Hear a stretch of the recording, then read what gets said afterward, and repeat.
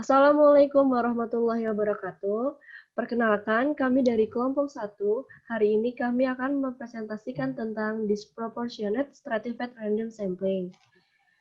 Kelompok 1 terdiri dari saya Diti Tanggraini dan rekan saya Dara Ilma Nafia.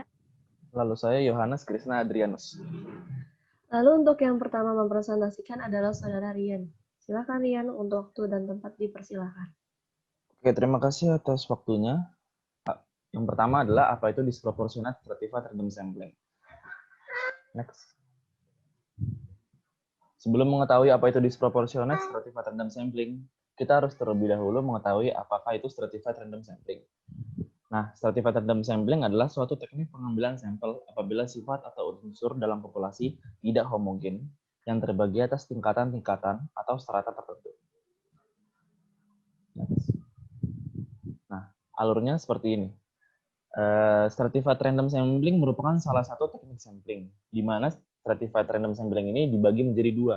Yang pertama adalah proportionate stratified random sampling, atau teknik pengambilan sampel yang berstratifikasi tapi proporsional.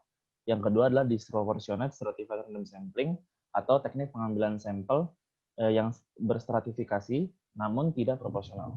Nah, pada kesempatan kali ini, kami akan menjelaskan apa itu disproportionate stratified random sampling. Nah, disproportionate stratified random sampling adalah suatu teknik pengambilan sampel yang dilakukan apabila sifat atau unsur dalam populasi tidak homogen dan berstrata tidak proporsional. Kira-kira disproportionate stratified random sampling seperti ini. Dilakukan apabila jumlah subkategori tertentu terlalu sedikit dibanding yang lain. Lalu diambil sampel, namun tidak proporsional satu sama lain. Maksudnya adalah jumlah dari datanya yang tidak proporsional. Yang ketiga, teknik sampling berdasarkan strata atau tingkatan dari suatu populasi. Selanjutnya akan dipresentasikan oleh Dara Ilma Nafia. Terima kasih kepada Rian. Berikut kelebihannya.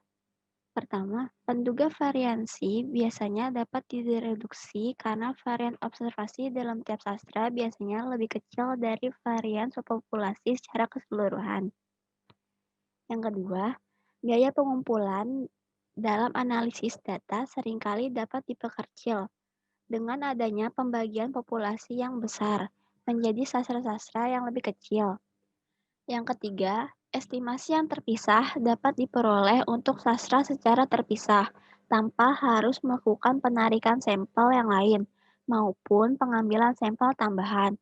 Yang keempat, nilai estimasi dengan presisi lebih tinggi, baik untuk setiap sastra maupun untuk populasi secara keseluruhan.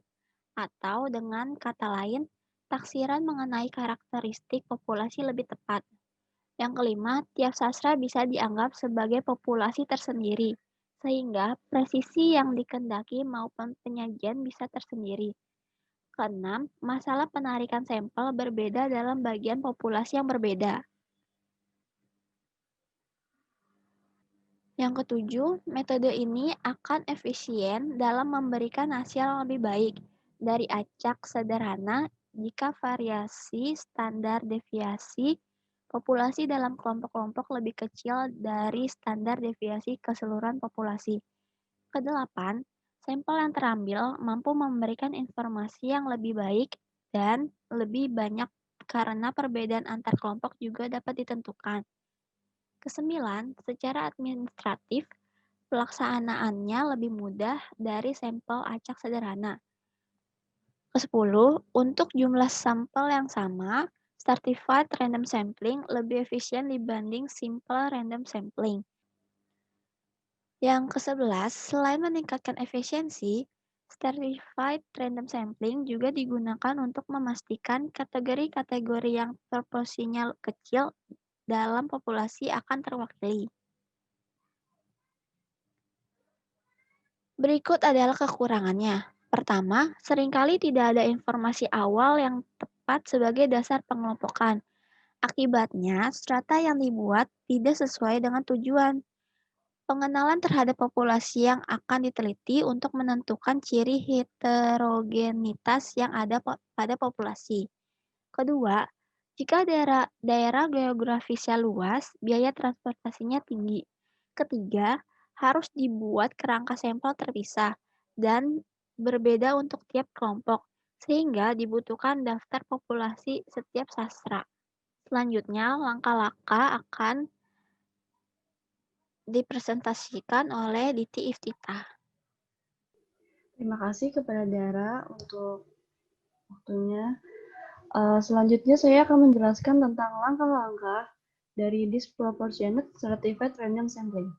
Yang pertama, menentukan populasi penelitian. Lalu yang kedua, mengidentifikasi segala karakteristik dari unit-unit yang menjadi anggota populasi. Yang ketiga, mengelompokkan unit anggota populasi yang mempunyai karakteristik umum yang sama dalam suatu kelompok atau strata misalnya berdasarkan tingkat pendidikan.